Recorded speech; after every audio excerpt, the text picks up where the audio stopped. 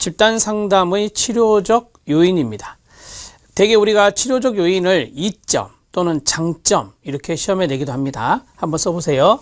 자, 치료적 요인 이퀄 장점 또는 이점으로 시험을 출제하기도 합니다. 그래서 써놓으시면 도움이 되겠고, 이거는 절대 외우지 마시고 타이틀하고 거기 안에 있는 내용들을 매칭을 잘 하시면 됩니다.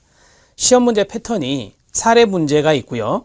사례를 주고 이것과 연관된 장점은 이런 식으로 낸 적도 있고, 그 다음에 두 번째로는 타이틀을 맞추기 위해서 개념들을 박스 처리합니다. 그래서 이것과 관련된 장점은 뭐냐? 그러면 예를 들어서 보편성, 그걸 찾든지 실존적 요인 이렇게 찾든지 그걸 찾는 문제입니다. 딱 이 두 가지 패턴이거든요. 그래서 이 두 가지 패턴의 문제를 보기 위해서는 타이틀하고 아래에 있는 설명들을 잘 매칭하는 게 중요한 포인트다. 이렇게 보시면 됩니다. 1번의 희망 심어주기입니다. 희망 심어주기는 이퀄 희망 고치입니다. 희망 고치 이렇게 정리하시고요. 자, 집단 상담을 통해 자신에게 변화가 일어나고 문제가 해결될 수 있다는 희망, 동그라미, 희망을 갖게 하는 겁니다. 집단은 내담자에게 또는 집단원들에게 그들의 문제가 개선될 수 있다는 희망을 심어주고, 이러한 희망은 그 자체가 치료적 효과를 갖게 됩니다. 희망의 동그라미. 희망 고치는 생각보다 찾기 쉽습니다. 키워드가 들어가 있습니다. 이런 거죠. 제가 집단에 참여했습니다. 이 집단원들의 도움으로 내가 정말 문제가 해결되고 변화될 수 있겠다 라고 하는 희망을 가졌다면 희망 고치의 장점입니다. 두 번째, 별표 하나, 보편성입니다. 보편성의 동의어는 문제의 일반화입니다.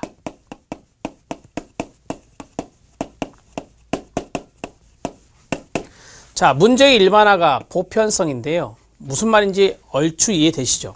이게 시험에 아주 잘 나오거든요. 자, 내가 문제를 가지고 있다라고 생각하고 힘들게 살아왔습니다. 근데 집단에서 내가 이야기를 들어보니 나와 비슷한 문제, 유사한 문제 있는 분들이 정말 많구나. 나만 이런 문제 있는 거 아니었네? 라고 생각하는 거죠. 그러면서 위안을 받는 겁니다. 이게 바로 보편성입니다. 다른 사람들도 자신과 유사한 동그라미, 이게 포인트거든요. 유사한 생각과 고민을 가지고 있음을 알게 되는 겁니다. 내가 그렇게 이상하지만은 않다는 것을 알게 되는 것입니다. 왜 나한테는 이상하리만큼 문제가 많지? 라고 생각해 왔는데 그게 이상한 것이 아니었네. 다른 분들도 갖고 있었네. 라고 생각하는 거죠. 내담자는 또는 집단원은 종종 자기만이 유독 끔찍하거나 용납될 수 없는 문제, 생각, 충동 등을 가지고 있다고 생각하게 되는데요. 집단을 통해 다른 사람들도 자기와 비슷한만 동그라미, 비슷한 갈등과 생활 경험 또는 문제를 가지고 있다는 것을 알고 위로를 얻습니다. 위로의 동그라미, 위안을 받는다라고 하는 것이죠. 자, 문제 일반화. 문제 일반화는 우리는 한 배를 탔다. 우리는 한 배를 탔다. 탔구나. 이런 생각을 하게 되는 겁니다. 그게 바로 문제 일반화입니다. 같은 문제가 있는 사람들끼리 모였으니 우리는 한 배를 탔구나 라고 생각하는 것이죠. 정보 전달, 동의어는 정보 제공입니다. 정보 제공입니다. 자, 정보 제공, 정보 전달은 유사한 문제에 대해 다른 집단원들이 어떠한 방식으로 그 문제를 극복했는지에 대한 가로 정보를 얻는다, 가로 닫고입니다. 이게 좋은 점이죠. 자, 예를 들어서 금연이 안 됩니다. 그런데 어떤 집단원이 이렇게 해서 금연에 성공했던 사례가 나왔어요. 그러면 정보를 얻은 겁니다. 그렇게 하면 되는 거구나. 정보를 얻었어요. 자, 내담자는 집단 상담자의 강의를 통해서 자신의 문제를 보다 명확하게 할 수 있으며, 강의의 동그라미, 강의를 들으면서 집단 상담자가 한마디로 말하면 조언을 해주거나 충고를 해주거나 일종의 강의식으로 이야기를 해주거나 다 정보를 전달받는 겁니다. 또한 집단 성원으로부터 직간접적인 제안이나 지도나 충고 등을 얻게 되는 것이죠. 이게 다 정보로 들어오는 거예요. 자, 이해되셨죠? 이타주의입니다. 이타주의의 동의어는 이타성입니다. 자, 이타성은, 이타주의는 뭐겠어요? 남에게 도움이 되는 경험 자체가 좋은 거예요. 남에게 도움을 주는 거. 그 이타성, 이타주의라고 하는 것이죠. 자, 예를 들어서 아까 금연에 대해서 내가 금연을 담배를 끊는 것에 대해서 극복했다라고 해서 내가 그것을 들었어요. 그러면 듣는 사람 입장에서는 정보 제공에 이점이 있지만 정보를 제공해 준 사람 입장에서는 이타성이 되는 거예요. 다른 사람이 담배 때문에 힘들대요. 그러면 그 사람을 위해서 내가 성공했던 경험을 말해줘요. 그게 바로 이타성이죠. 그러니까 화자, 이렇게 할게요. 발신자와 수신자의 입장이 달라요. 발신자 입장에서는 이타성이 발휘된 거고 수신자 입장에서는 정보를 제공받은 것이다 라고 보시면 됩니다. 자, 이타주의입니다. 다른 집단원들에게 도움을 주는 경험, 여기 가로 묶어주셔야 돼요. 이게 포인트죠. 도움을 주는 경험을 통해 자신의 자긍심이 고양됩니다. 집단원들은 위로, 지지, 제안 등을 통해서 서로 도움을 주고받습니다. 자신도 누군가에게 도움을 줄 수 있고 그 자리 밑줄, 도움을 준다는 게 이타성이고요. 타인에게 중요할 수 있다는 발견은 자존감이 올라가게 됩니다.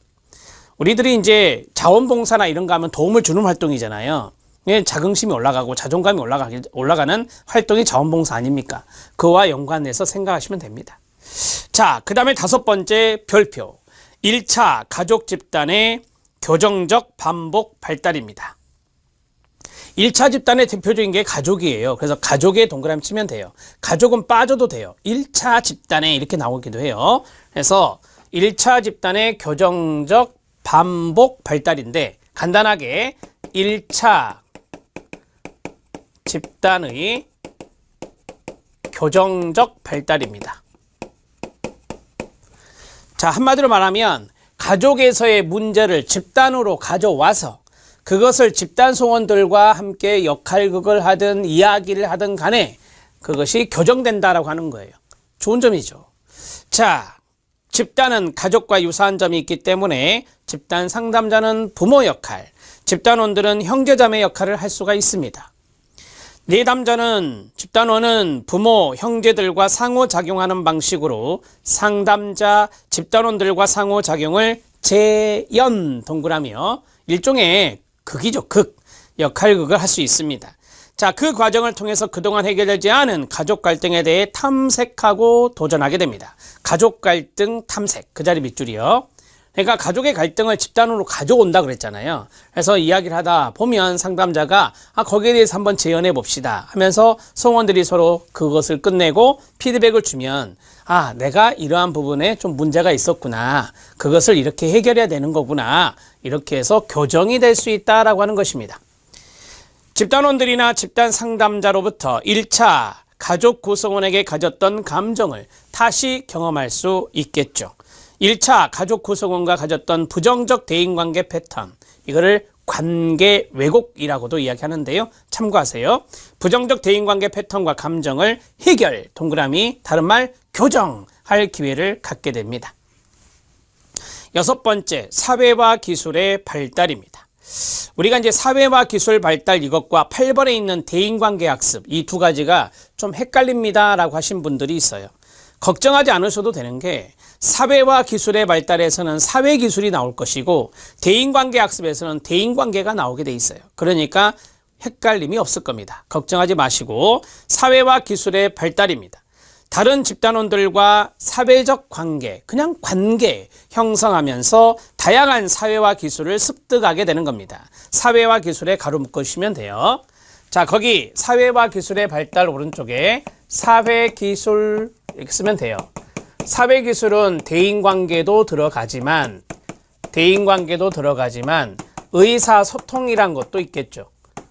의사소통 등의 기술을 말합니다. 이런 것들이 집단 경험을 통해서 발달한다 라고 보시면 됩니다.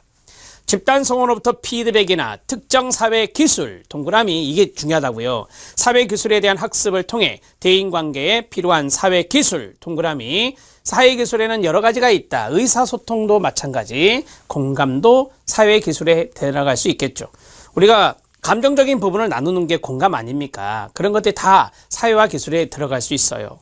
자, 모방 행동입니다. 모방 행동은 무엇일까요? 따라해보는 겁니다. 자, 다른 집단원들과 집단 상담자를 모방하여, 모방의 동그라미, 자, 모방하여, 그래서 모방 행동입니다. 바람직한 생각, 행동, 감정을 습득합니다. 집단 상담자와 집단 송원은 새로운 행동을 배우는데 그 다음 밑줄, 모방을 하려면, 모델링을 하려면 모델이 있어야 돼요. 그래서 모델에 동그라미 치면 돼요. 좋은 모델이 될 수 있다. 자, 모델이라는 단어가 딱 나오면 모방을 얼른 생각하셔야 돼요. 모방 행동 들어갔습니다. 대인관계 학습입니다. 자, 첫 번째 줄에 대인관계가 무려 2군데 나오죠. 대인관계 두 군데 동그라미 쳐요. 집단원들과의 대인관계에서 집단을 가지고 있는 대인관계 문제를 해결하고 새로운 패턴을 습득하는 거. 이게 바로 뭐겠어요? 학습이 있죠. 그래서 대인관계 학습이 됩니다. 내담자는 집단 송원 간의 다양한 상호작용 속에서 자신의 대인관계에 대한 통찰을 얻게 되고 자신이 원하는 관계 형성에 대한 아이디어를 가질 수 있습니다.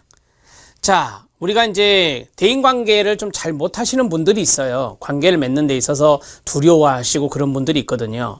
그러면 이러한 집단 안에서 서로 상호작용을 하고 대인관계를 맺는 과정에서 좀 더 자신감을 가질 수 있고 그 다음에 아, 내가 이런 것이 좀 부족했었구나, 이게 필요하구나 라고 하는 아이디어도 얻을 수 있다라고 하는 겁니다. 집단 응집력입니다. 집단 응집력은 equal 소속감이라고도 하고요. 그 다음에 결속력이라고도 합니다. 소속감과 결속력 이렇게 써주시는 센스 필요하고, 응집력은 바람직한 것이라고 일반적으로 말하죠. 집단원들이 집단에 계속해서 참여하도록 하는 모든 요인의 합을 응집력이라고 말합니다. 신뢰나 따뜻함이나 공감적 이해, 수용, 하나됨만 동그라미 쳐요. 하나됨이 결속이잖아요. 응집이에요. 의미하고 집단원에게 소속감의 동그라미, 소속감과 안정감을 제공한다. 집단 성원들이 느끼는 소속감과 친밀감, 존중감 등으로 표출되는 집단의 응집력은 치료적 가치가 높습니다. 응집이 됐을 때 되게 좋은 성과가 나타나거든요. 자, 정화입니다. 정화는 환기, 벤틸레이션이라고 하고 카타르시스라고 합니다. 자, 이게 무슨 말인지는 아시겠죠? 집단원들이 가지고 있는 감정, 긍정이든 부정이든 그거를 표출함으로써 좀 긴장이 완화되는 그러한 것들이 여기에 들어가는데, 이 감정 자체가 문제가 되신 분들은 이 벤틸레이션, 정화, 카타르시스만으로도 치료 효과가 크다, 이렇게 이야기를 하죠. 내면에 억압된 여러 가지 감정 동그라미 치고요. 노출에 동그라미 치세요. 감정과 생각들을 집단 상담을 통해 노출하는 겁니다. 노출된 감정과 생각들이 다른 집단 구성원들에게 수용되면, 받아들여지게 되면 정서적 변화가 생기게 됩니다. 정서적 변화가 뭐겠어요? 긍정적인 그러한 긍정적인 감정보다 부정적인 감정이 나타났을 때 그런 것들을 표출함으로써 좀 후련함을 느끼게 되고, 자, 이러한 감정이 좀 더 완화된다라고 하는 거예요. 그게 바로 정서적 변화가 되겠죠. 신뢰할 수 있고 존중받는 집단의 분위기 속에서 이걸 허용적 분위기라 했어요. 자, 성원들은 억눌리고 불편했던 감정을 자유롭게 표현함으로써 문제 해결 효과를 얻을 수 있다. 감정 표현에 동그라미 치면 되겠죠. 이게 나오면 정화입니다. 자, 실존적 요인의 별표 하나입니다. 실존적 요인은 시험에 출제될 확률이 높아요. 실존적 요인은 거기 첫 번째 줄에 1번의 두 번째 줄을 보면 자신의 인생에 스스로 책임이 있음, 여기가 중요한 포인트예요. 자, 실존이라고 하는 것은 내 인생의 궁극적인 책임자, 해결 책임은 나구나, 이걸 아는 거예요. 실존적인 자신을 발견하게 되는 건데요. 인생이 때로는 부당하고 공정치 않다는 것을 알고 인생의 고통과 죽음은 피할 길이 없음을 인식하고, 죽음이라고 하는 것이 실존 철학에 나오잖아요. 죽음이라고 하는 것, 불안이라고 하는 것, 이건 어쩔 수 없는 거구나. 인간의 어떤 유한성, 인간 존재의 유한성, 이런 것들을 깨닫는 것, 그게 바로 실존 철학입니다. 자신의 인생에 스스로 책임이 있음을 배우게 되는 겁니다. 왜? 인생의 고통 피할 수 없어요. 죽음 피할 수 없어요. 그러니까 이 해결의 주체자는 바로 자신이라는 것을 읽게 우는 것입니다. 집단 성원들은 각자의 경험을 공유함으로써 각 집단 성원들의 행동은 독자적의 동그라미, 독자적, 자신만의 어떤 특징, 독자적인 특징을 지니고 있음을 인정하게 되고 자신의 문제는 스스로 결정의 밑줄이요. 스스로 결정하는 것이 중요하다는 것을 알게 됩니다. 실존적 요인 아시겠죠? 실존적 요인은 이 박스 처리에서 나올 확률이 아주 높습니다. 그래서 이러한 내용들을 잘 숙지해 주시면 됩니다. 자, 정리를 제가 간단하게 했어요. 이 정리 내용을 보면 희망고치에서부터 실존적 요인까지 쭉 정리되어 있는데 이건 앞에서 제가 설명을 많이 했기 때문에 좀 빠른 속도로 보겠습니다. 희망고치는 자신의 삶에 대한 희망을 느끼는 것, 보편성은 혼자가 아니라는 느낌, 동변상련의 정신, 그런 마음, 그 다음에 정보 공유, 정보 습득, 어떤 정보의 전달인데 정보 전달 자체의 의미와 나눔 자체에 대한 따뜻함을 느끼게 한다는 겁니다. 이타주의, 다른 사람들을 위해서 나누어 주는 것, 객관적인 어떤 시각에서 다른 사람에게 도움을 주는 이 자체가 상당히 이타성이다 이렇게 말씀드릴 수 있고요. 다른 사람을 위해서 하는 것이니까 객관적인 시각이라고 말합니다.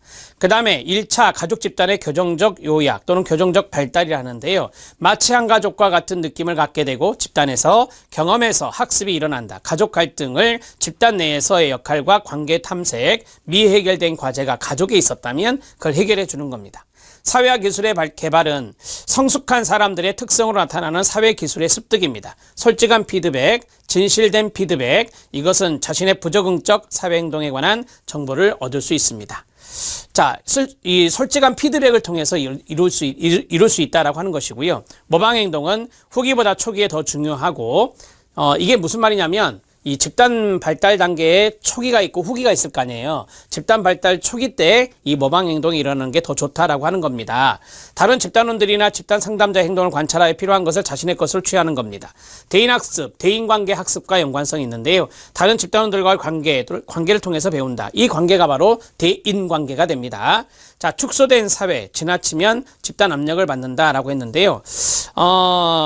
한마디로 말하면 집단은 8명이 있다. 8명이 있다라고 하면 이게 일종의 사회라는 것은 2사람 이상이 모일 때 우리가 사회라고 하잖아요. 그래서 이건 축소된 사회라고 우리가 비유할 수 있는데, 자, 이게 이제 너무 축소가 많이 되면은 이 집단원 수가 적다면 이거예요. 그럼 집단의 압력을 받게 된다라고 하는 것이죠. 그 다음에 집단 응집력입니다. 다른 집단원들과 서로 연결되어 있다는 느낌입니다. 신뢰나 원함이나 공감이나 수용에 의해서 좌우되고 개인 상담의 관계와 유사한 개념이 되겠습니다. 자, 우리가 개인 상담할 때 상담자와 자기가 좀 연결된 느낌이 있잖아요. 그런 느낌으로 이제 집단원들이 연결되어 있는 느낌이 응집력이다 이겁니다. 감정의 정화입니다. 감정과 정서를 방출하는 것으로서 환기, 정화, 카타르시스라고 합니다. 실존적 요인은 현실을 이해하고 직시하게 된다. 자신의 삶의 궁극적인 책임은 누구에게 있다? 자신에게 있다는 것을 알게 되는 거예요. 자신에게 있음을 이해하고 교정적 정서 체험, 지적 통찰, 정서적 요소, 체계적 현실 검증 이런 것들을 통해서 이루어진다라고 하는 겁니다. 자, 우리가 이제 그 실존적 요인에 대해서 쭉 이제 앞에서 말씀을 드렸지만 집단 과정을 쭉 해오면서 거기 첫 번째가 지적인 통찰이잖아요. 깨닫는다라고 하는 거예요. 인지적으로 깨닫는다. 아, 지금 우리가 이렇게 힘들어서 이렇게 모였는데 이것은 피할 수 없는 것이구나. 이것을 궁극적으로 해결할 책임은 우리 자신에게 있구나라는 것을 통찰한다라고 하는 거예요. 이해되시죠?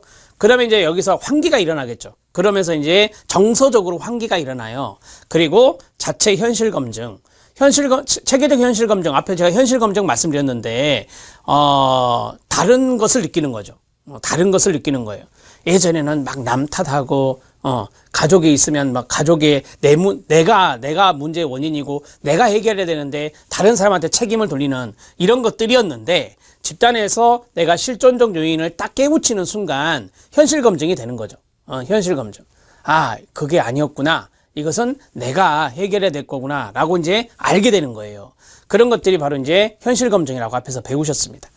자, 이런 부분들이 이제 실존적 요인을 다 포함시키는 거다라고 보시면 돼요. 지적인 통찰과 그 다음에 여기 나왔던 정서적인 어떤 교정 체험, 그 다음에 마지막으로 말씀드렸던 현실 검증, 이런 것들이 이루어지면서 실존적 요인이라고 하는 것들이 나에게 다가온다라고 하는 거예요.